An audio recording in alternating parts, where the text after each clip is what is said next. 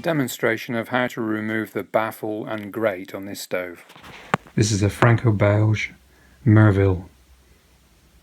Firstly, removing the log retainers. Luckily, refreshment has been provided for this exercise. Okay, now to remove the first item, which is the rear brick. Take my bradawl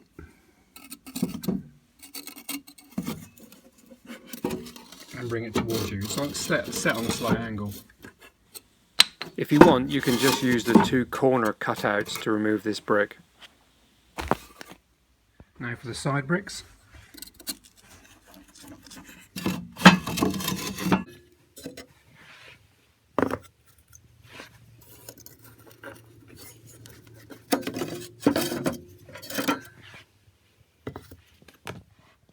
Now, in order to get the baffle plate out, you have to remove the grate. It has to flip up this way.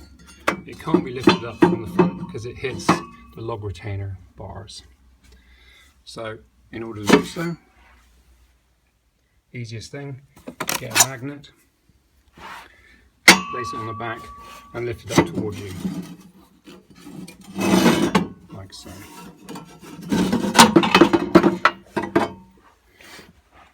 This appears to be very easy, and the reason why is because last year I actually had to grind off about 2 mil. You can see the grinder marks.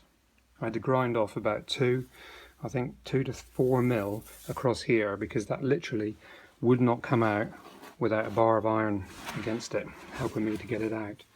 So if you're struggling to get it out, that's why, but you do have to get it out that way, but then trim off some of the grate. This is because with heat it expands. Now we have the territory baffle plate.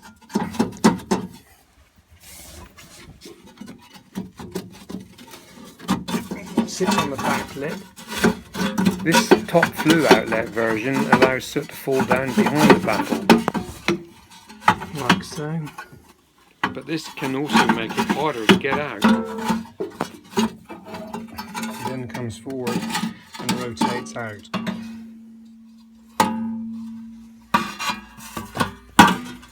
And now you're left with some gasket that's fallen down, because that connects the air supply to the baffle,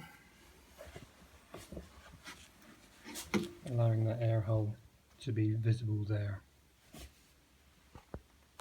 And also then it connects to the air holes here.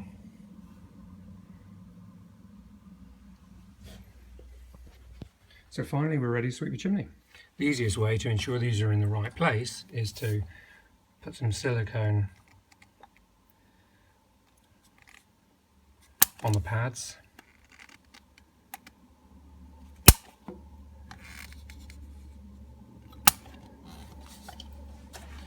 And stick them up in place.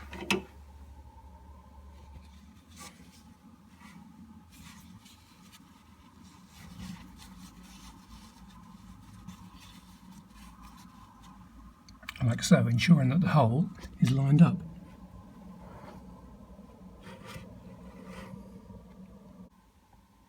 So on this stove we have the primary air supply, which comes in underneath the grate here, with the air wash, the secondary, which comes along here. We have the territory, which comes through the secondary air wash to provide the territory air.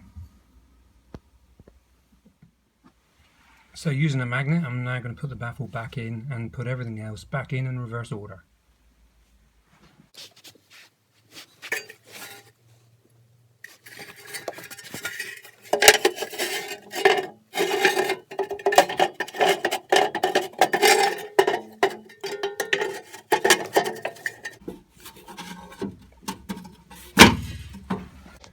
With one last check to make sure the pads haven't moved. And yet they're in place there, and put everything else back in reverse order. As you can see in this video here, there's no actual soot door access into the flue pipe above the fire, but even if there was, I would still always advise that you strip the fire down just to check all the components, and that you can completely remove all the soot from the back of the baffle, which then when it builds up actually puts pressure on the grate and then stops you actually removing the grate easily.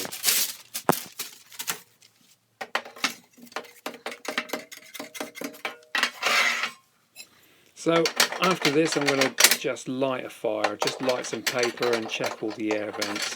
From visually lighting paper you can see that if the primary, secondary and tertiary air are working properly.